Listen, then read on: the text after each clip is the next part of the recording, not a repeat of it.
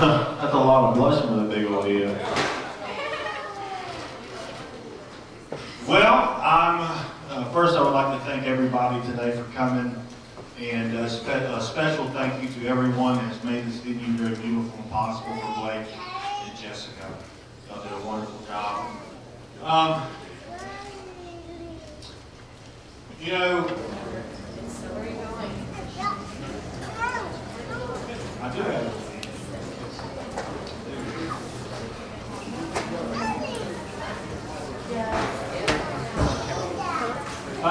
You know, Blake came to me and asked me to be his best man, and I was like, Blake, that's great. So I figured he had an epiphany. And I explained to him, I said, epiphany? He goes, epiphany? I said, yeah, you just finally realized that I am the best. So I'm glad he finally realized that. You know, I was doing some research, because, you know, I'm not really good with speeches, as you can tell. But in the research I was doing, I came across this article that gave details on giving best man speeches. And it said that the best man's speech should not be any longer than it takes the groom to make love. So, without that said, Blake and Jessica Minor. No, I'm just kidding.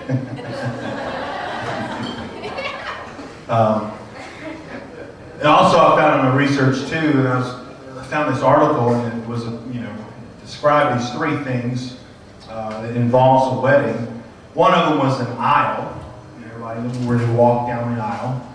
And then one of them was an altar where the two come and give their vows.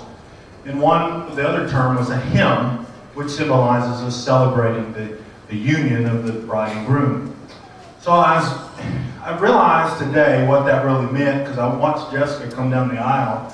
And she kept saying, I thought she kept saying altar or aisle, altar, hymn. And I'm like, oh no, she's saying aisle, altar, hymn.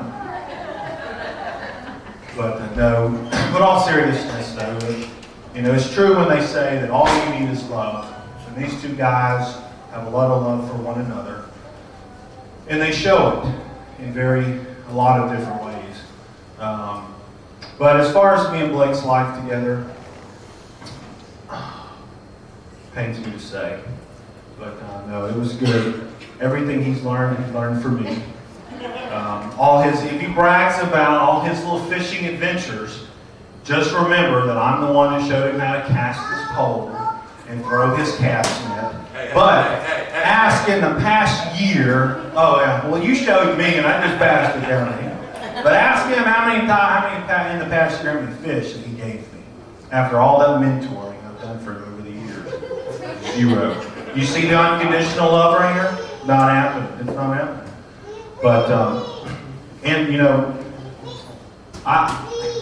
I can stand here today, and there's probably other people in this room, but I can stand here today and say that I value life a lot.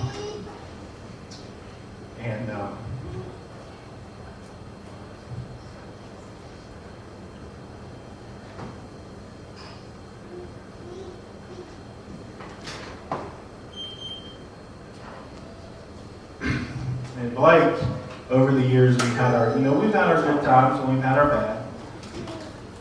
But one incident in my life that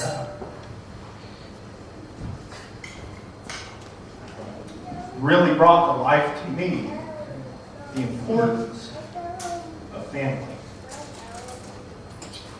And, the experience that I went through showed me that it's not about me, it's about the family. And of course, everybody knows that I have 90 kids, and probably 4 or 5 more on the way. What?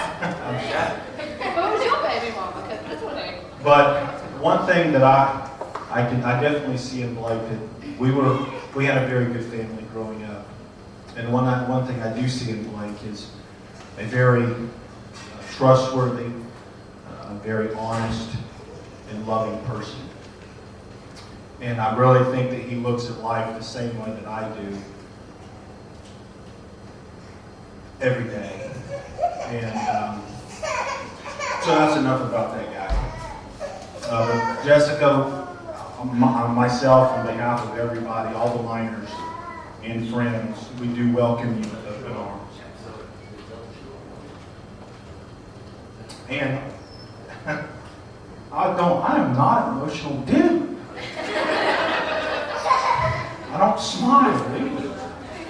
But we do welcome you and your family with open arms.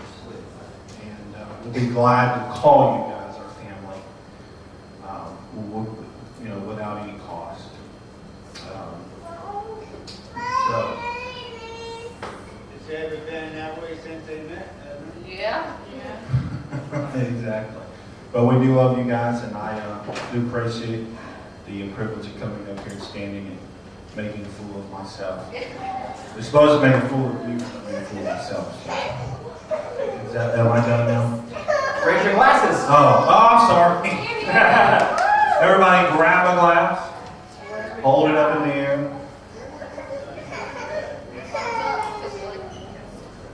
To Blake and Jessica for many years, and hopefully many years of happiness and holy matrimony. Here, here.